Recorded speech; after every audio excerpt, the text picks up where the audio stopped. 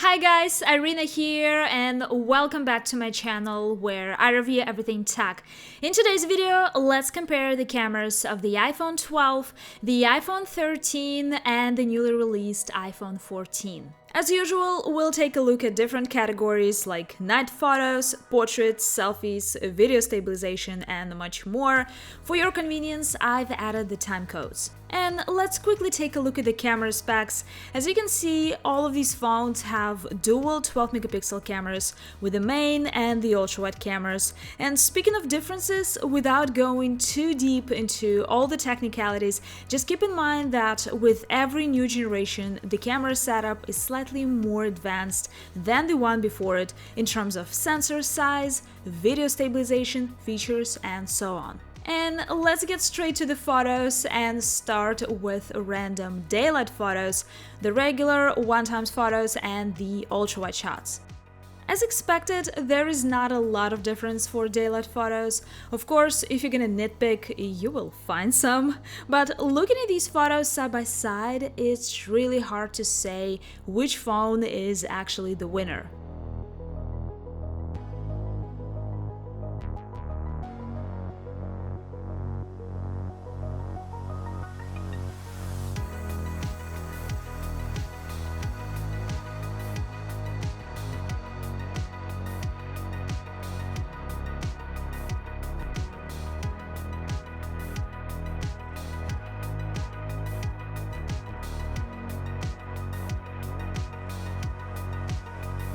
At the same time, let's keep in mind that the daylight category is the easiest for any phone, so let's move on and take a look at some zoomed photos. I've noticed that while these 2x shots look pretty much the same in terms of sharpness, the 5x zoom photos from the iPhone 14 look the sharpest. Neither of these phones has a telephoto camera, so there is definitely some improvement in post-processing on the iPhone 14.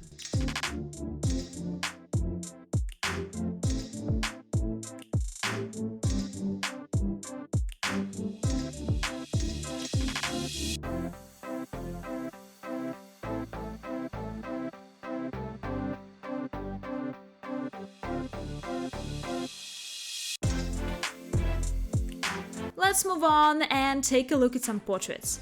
If you ask me, I don't really have preferences here. I think you could get a very nice portrait with either of these phones, but I'll be honest with you guys, when I was going through the photos I got, the majority of portraits with obvious flaws was from the iPhone 12. Like in this photo where my hair looks blurred. But at the same time, it doesn't mean that the newest iPhone 14 is perfect. You could also get some minor flaws in the portrait mode with this phone, but looks like the iPhone 12 is more prone to it when compared to its successors. Next, let's talk about selfies and selfie videos. The most important difference is that the iPhone 14 is the only phone between these three that has autofocus. So you could take clear selfies from multiple distances. And yes, I would say this difference is pretty noticeable. The selfies from the iPhone 14 always look the sharpest. But speaking of overall colors and exposure, these photos are pretty much equal in my opinion. These selfie videos were taken in quite challenging light conditions. There was not much light in the room, but I cannot say that the new iPhone 14 provides a better video quality than, say, the iPhone 12. What do you think, guys? Now let's take a look at some daylight videos. The first thing that struck me was how smooth the transition from the main to the ultra-wide camera is on the iPhone 14, and I personally love it. Looking at these videos, yes, there are some differences in colors and contrast, but I cannot say there's any specific pattern here, and it's not like one video is better than the other.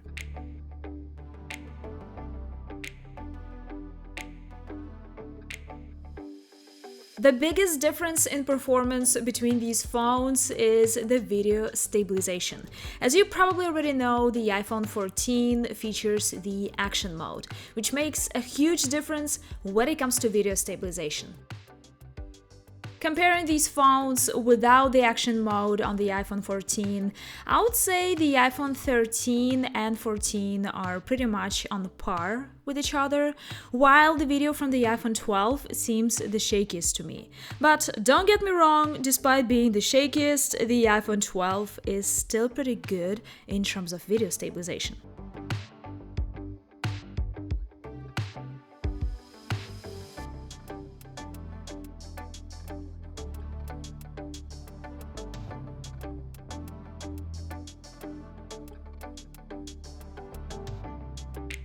Finally, let's talk about the night photos. Of course, all of these phones have the night mode that provides better looking photos in very low light. The iPhone 14 has the largest sensor and the fastest aperture on its main camera, so it's supposed to produce sharper looking and better exposed photos in low light. And while I was trying really hard to see the improvement, honestly, guys, I cannot say I can actually see it.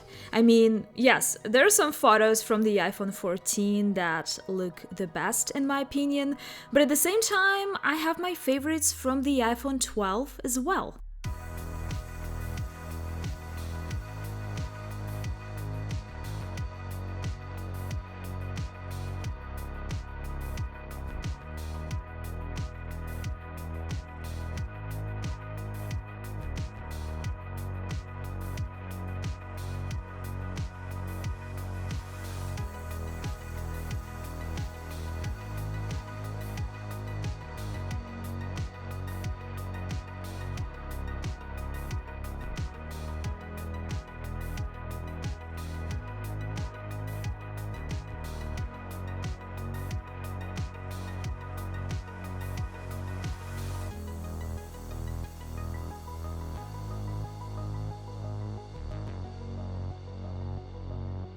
When it comes to night videos, I have to admit the iPhone 12 has the most noise in its videos when compared to its successors, and this difference is very noticeable whether you take videos with the main camera or the ultra-wide camera, and the iPhone 13 and 14 are pretty much on par in terms of video quality.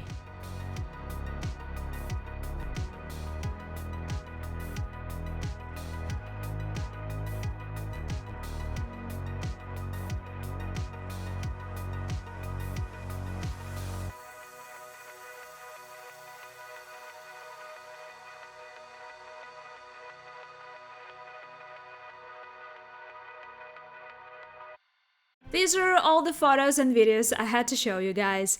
If you ask me, at this point it feels like the iPhone 12 starts running behind in some categories like night videos, video stabilization and portraits, the categories that we don't really use much on a daily basis. So in my opinion, it's not a big deal because still the iPhone 12 consistently takes great photos and videos. And speaking of the iPhone 13 and the iPhone 14, as expected, they're very close to each other in terms of camera performance.